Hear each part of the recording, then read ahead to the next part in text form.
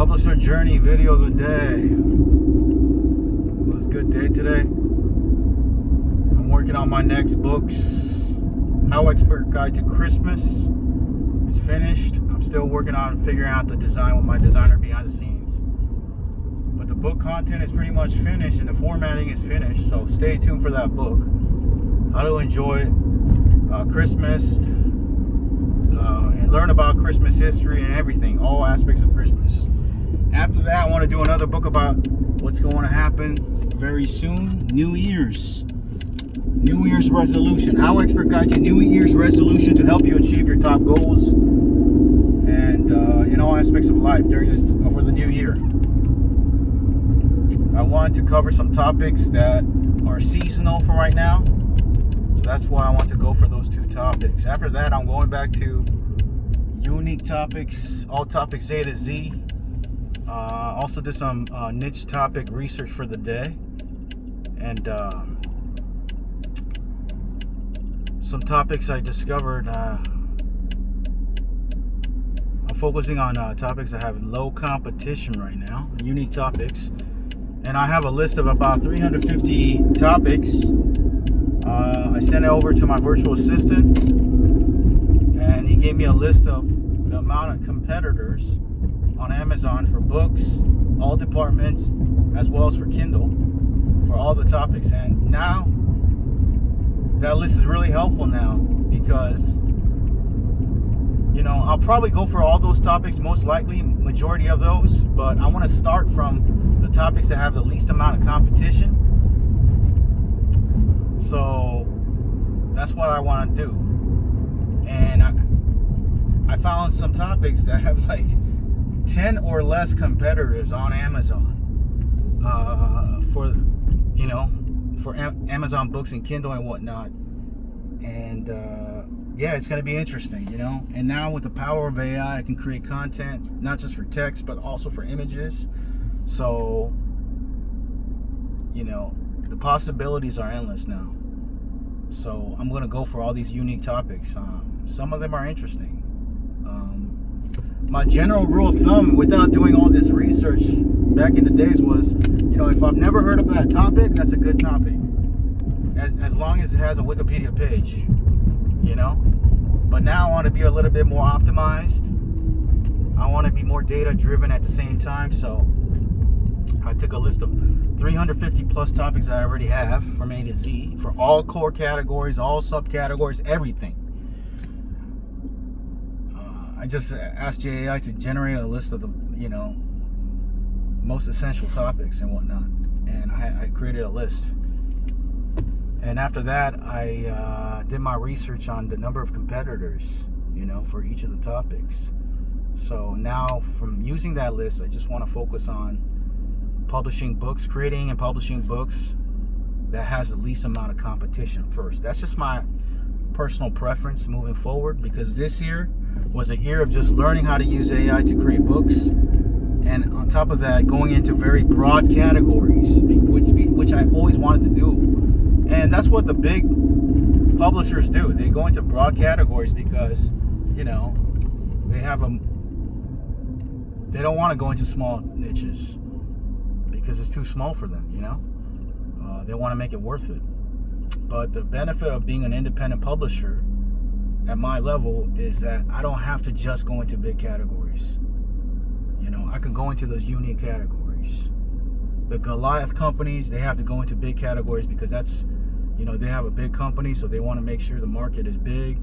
So they go into these big categories. But the benefit of being a small publisher is that I'm more flexible.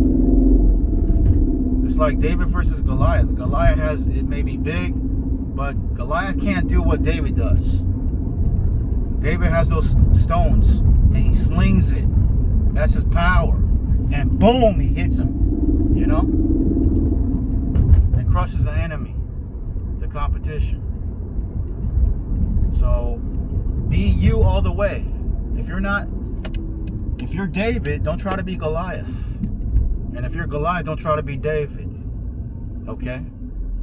Be you, find out what your strengths are, and go all the way. Know your USP, unique selling proposition. Right? Figure out your unique selling proposition, your unique way of building your publishing business, whether as an author or publisher for all genres, and lean on that. You know, focus on your strengths and go for it all the way. Okay? So that's pretty much it right now. And rinse and repeat. Oh yeah, another lesson I've learned I want to share with you that I'm doing behind the scenes is that, you know, when you work remotely, when you have an online business like myself and you work remotely, you can work anywhere, right? You can work at your home office, you can work at the coffee shop, you can take your laptop or phone and, you know, do what I'm doing, take my chair and sit down and work at a park, a big park like the Rose Bowl I just came from, in the middle of the green, so I have no distractions. Or you can take it to wherever, the beach, or you can go to the airport, wherever, library. You can do co-working office. The possibilities are endless when you work remotely.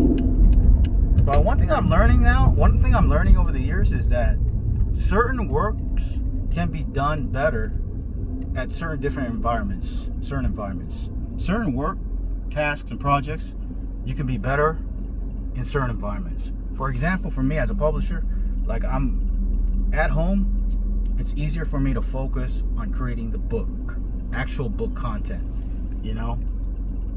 But outside my home, when I work remotely, it's easier to come up with like ideas and message with my team, you know, and so forth, or even look at designs. Those type of work I'm better at. But when and it's harder for me to, when I'm outside, maybe at a coffee shop,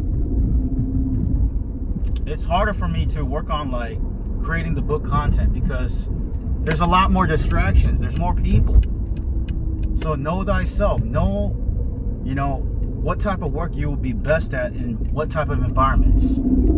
For me, like I just came from working at the Rose Bowl. I took my chair, took it in the middle of the green area. No one's there. So it's even better for me. I prefer that over the coffee shops, where there's so much distraction sometimes. As they say, the silence between the notes is what makes the music, right? So similarly, working at a coffee shop, for example, or working at a co-working office, it may have its benefits because you get the energy, but there's too much distractions. For me, I don't like distractions when I do certain type of work. When I come up with ideas, I want to focus on, what type of refining the book title, subtitle, outline, table of contents. I don't want to have distractions because every little thing can really slow you down mentally, psychologically. Someone at a coffee shop, for example, may turn out, like yesterday, I was working remotely in downtown and working at a mall area, and there was this person like playing music so loud. It was very distracting. I don't like that. Okay? Very rude, self-centered. There's people like that. You can't control that. But if you take that's why I prefer certain areas where I can just take my phone, my chair that I have with my cover, and take it to the middle of the area, the green area, like a park. And for me, in the LA area, I love the Rose Bowl. Or sometimes I take it to the beach. I just took it to the beach this weekend and did some work a little bit. I love the fact that I could just enjoy nature, look at the mountains, have no distractions when I'm working alone, solo. I could be and I'm so much more productive as opposed to if I try to do this type of work at a coffee shop, I'm distracted, man, by certain types, annoying people. People are great, but they can be annoying at the same time, right? So it's just negative energy sometimes. So that affects you. That's why I find myself when I take my chair, take it to the Rose Bowl area, I work a lot better. Instead of working an hour and a half per se, I worked two and a half hours today. And it went by like this. Time flew. Because no distractions. I'm in state of flow. So try to find out what your state of flow is and what type of environment. Certain type of work you're better at home. Like creating content for the book. I could do that at home and I'm in a state of flow. No distractions as well. Certain type of work I can do better at the coffee shop, for example, because at the coffee shop I'm cool with, like, Maybe checking my messages, daily messages on platforms like Upwork and whatnot with my team members, you know, because it's a little bit more social and whatnot. So you got to know what type of work you're best at and what type of environment, and maximize it and figure out your flow. Don't try to just do all the same work in one place. Trust me, if you do that, it gets boring and monotonous. So try to mix it up, but don't just do any type of work in any place. Make sure to find out what type of work are you best at home, right? And do that. What type of work are you best at outside of home? Maybe at the coffee shop, if you like to go to a coffee shop, you know, what type of work are you best at working at the park if you do something like me? What type of work are you best at when you go to the mall? You know, and so forth. So figure that out, know thyself, and maximize your productivity like that, okay? So that's pretty much it. Thanks for watching the video. If you want to learn more, click that link below the video, and I'll also do another book about remote work in the future. And check out all my HowExpert books on all topics from A to Z by HowExpert. Thanks for watching. Gotta go. Talk soon. Take care. Bye.